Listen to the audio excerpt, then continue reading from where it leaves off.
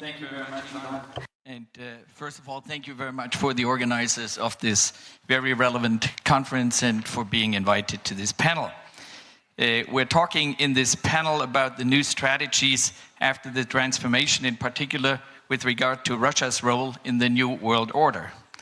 I believe when we talk about new strategies, we should first of all think about where we're coming from.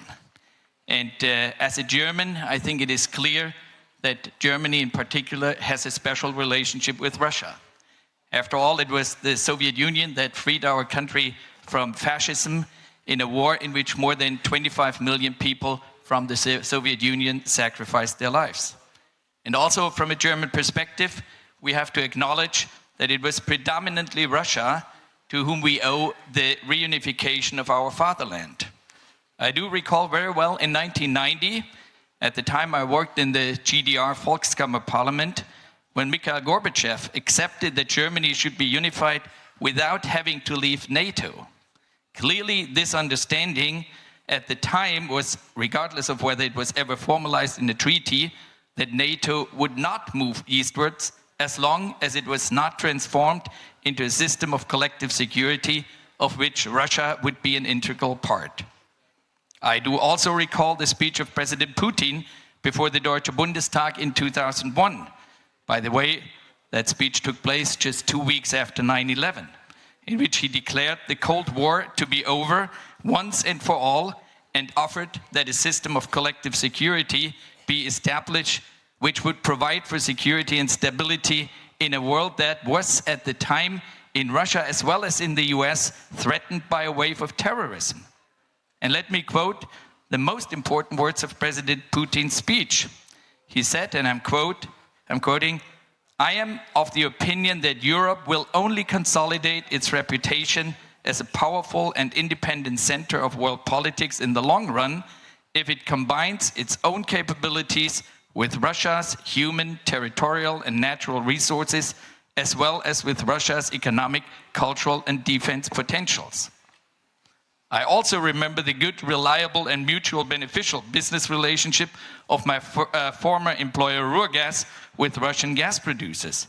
A relationship that not only provided for economic prosperity for both countries, but also showed how strong economic ties can contribute to improved political relations between countries. And last but not least, I very well remember the very vivid and inspiring city partnership which the city of Düsseldorf has entertained with the Russian capital of Moscow during my 6 years as mayor of Düsseldorf between 2014 and 2020. Where do we stand today? We are far away from a system of collective security. On the contrary, NATO has moved eastwards, admitting all of the former Warsaw Pact states, and at the latest with the membership of the Baltic states, it has become clear that NATO considers itself primarily a military alliance against Russia. After Russia's annexation of Crimea in 2014, and even more so after Russia's invasion in Ukraine in 2022, all political, economic, cultural, and societal ties between the member states of the European Union and Russia have not only been suspended, but if we listen to the EU rhetoric, cut once and for all. 20 sanction packages have by now been implemented with the goal to politically isolate and economically ruin Russia. Whether this goal was achieved appears more than doubtful. Most of the sanctions have hurt the countries of the European Union more than Russia and have not managed to isolate Russia internationally, as major players, particularly in the global south, do not endorse the Western narrative of the allegedly unprovoked, illegal, imperialistic war of aggression that Russia is waging in Ukraine. How can we overcome this situation?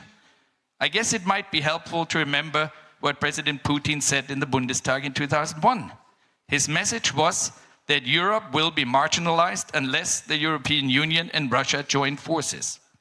Unfortunately, this message was not heard at the time. What we have experienced in the last 10 years was that step by step, all bridges between Russia and Europe have been demolished. And when we follow the dominant narrative in Europe, Russia has become the main enemy and biggest threat to Europe.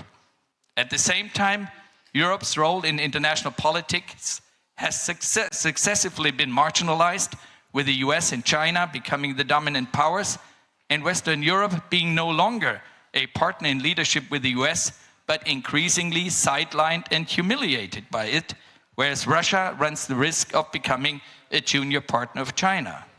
This is not a good perspective for our continent.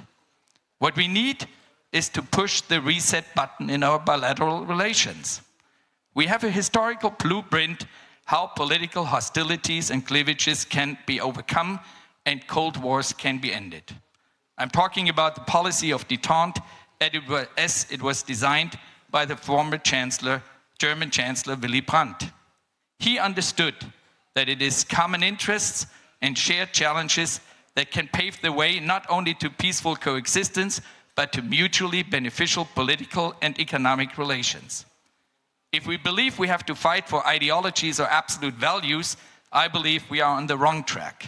What can bring us together is the understanding that we have to jointly overcome challenges that threaten the very existence of our societies, such as an uncontrollable arms race, the rise of religious fundamentalism and terrorism, also our demographic challenges, as well as environmental destruction and climate change.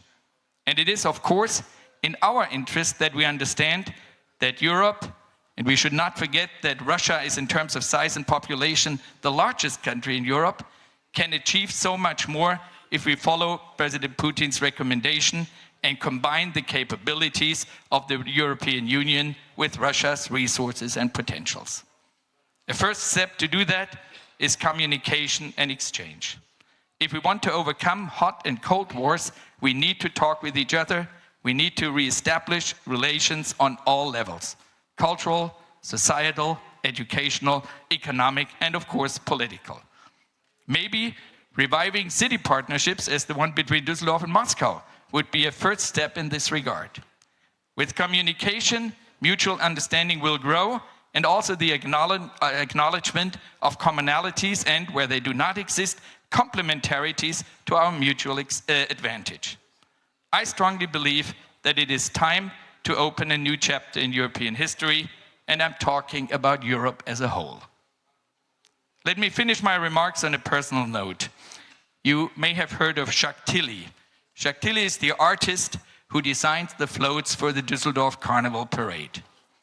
It is part of his job that he's not supposed to have any respect, neither for world leaders such as President Trump or President Putin, nor for local leaders such as myself when I was mayor of Düsseldorf. This is simply the tradition of Carnival in the Rhineland. You may have heard Jacques Tilly was recently sentenced in absentia by a Russian court to 8.5 years in prison for some floats dealing with President Putin. It is clearly not my job to criticize the Russian judiciary system. But I want to be honest, and I'm not saying that simply because I'm a friend of Jacques Tilly.